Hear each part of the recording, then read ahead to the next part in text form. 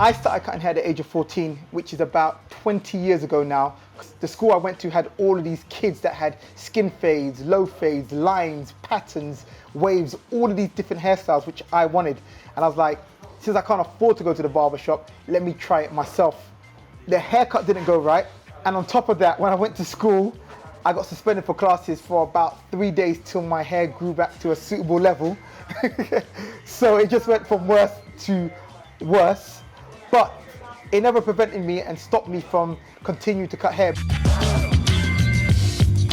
I don't know if you remember those like kind of dollar sign things that people used to do and things like that. Everyone used to do these different kind of things in the back of their books. And I used to draw shape-ups. So I used to look at people and be like, that's a good shape-up. Or, oh, his shape-up should look like this.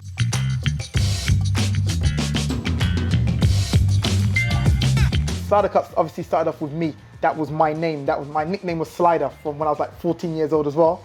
And then I built up this reputation through who I was, through who I am. So when I started bringing all these other barbers and hairdressers into the brand, you know, and now they were taking on the name of SliderCuts, it was important for me that they took on what I represented, which is the community aspect, great customer service, great haircuts, like, you know, but more importantly, it's the willingness to learn to do a great haircut or to do a great hairstyle. It has to feel like a community, it has to feel like a family. I hired the barbers based on their mentality. It might sound funny, but based on their mentality, their personality, more than their actual barber skills. You might be up here right now above everybody, but if you've got the wrong attitude, then you're stuck there. But everybody with the right attitude is climbing, climbing, climbing, climbing, and will surpass you. I really like my team because there's people specialize in scissor cutting, patterns, fading, shaping up, no matter what hairstyle you have, no matter what texture. Because I want it to be like anything to do with hair. If you walk into SliderCuts, you'll get it done. If you're a hairdresser or barber and you want to get a certain group of people to come and sit in your chair, then the important things you need to know is you have to work on who you are, first of all. As a craftsperson, like whether it's doing hair, to your customer service, to your attitude, because these are the things that these people look at. Whether it's Anthony Joshua, Stormzy, Tiny Temper, Reggie Yates, LeBron James, Steph Curry, I haven't cut Steph Curry, Barack Obama, whoever it is, I haven't cut Barack Obama as well, just to make it, everyone else I have. They want professionalism.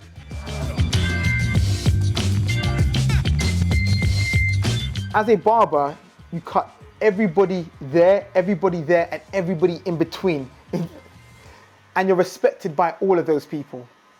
So the people which are doing the illegal things, who don't connect with, let's say, that business world of the legitimate world, they don't connect with them because they're so far removed from them, they connect with the barber. That business world and those people there, the doctors, the bankers, they connect with the barber. Everybody in between, they connect with the barber. We can actually, as I said earlier, can affect change because we've got the ear of everybody.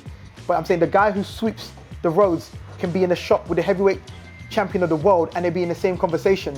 And it's not like me trying to be, oh, white world, black world, just being honest about it. I feel like if you look at the typical, let's say the white barbershop, right? You have different barbershops for different classes. So there's no kind of like place where these people would ever, like the person who's the working class person and the middle class person ever actually meet.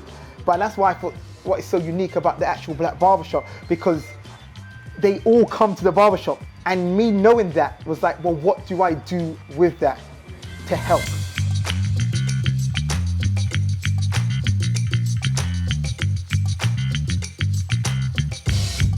I do like a runner scheme, which is I hire children, kids between the age of 13 and 16, and they come in here and they sweep up, they take out bins, they bank money, they count money, they go and get us food, they just do various errands.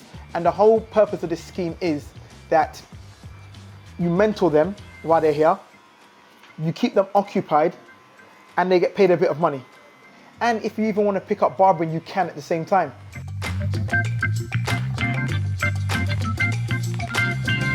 I've set up programs that directly help the community. Like I've got this program called Fill It, which is just literally a scheme which is, we'll help you fill in forms. There's so many people in this place of like insecurity that they don't actually strive to do some of the things which they're more than capable of doing because of a simple form or understanding of form or literacy issues. So I was like, do you know what?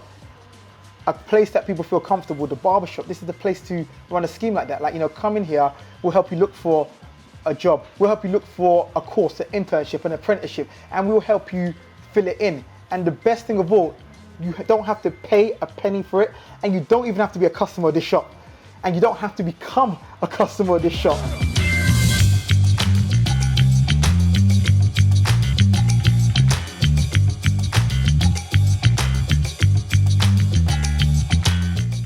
Well, the hardest thing, or some of the hardest things about being a barber is because you're so connected to so many people. The good thing is when they excel and do good things, you celebrate with them. They've graduated, they've got married, they just had a child, they had cancer and they beat cancer. But then there's the flip side of things where it's like, they didn't beat cancer. Someone of your clients passes away. Your client got murdered. Your client's in jail for life. Partner passed away, or mum, or dad, or brother. They failed their exams after 3 years and they've dropped out now. And that for me is the difficult thing, which I see them as more than customers. I see them as kind of family. As to why it hurts so much and why it kind of like, it feels so close to home when these things happen.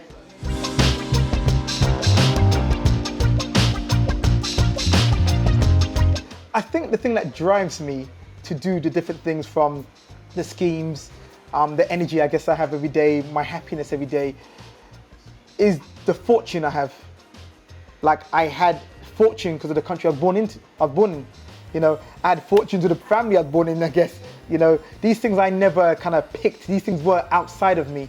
So knowing that, I feel like I just really am just grateful. So I think it's the responsibility of those who are fortunate to help those which are unfortunate. But it's almost like when my life ends, I will feel horrible if I was sitting on my deathbed and they said, what did you do in your life? And I was like, I lived a life, That would, for me, would be a shallow, empty life and just a selfish life. So I really want to be able to look back and say, you know what? I really did try, and with the things that I had and I received, I shared it with other people. I think there's more fruit that comes from it.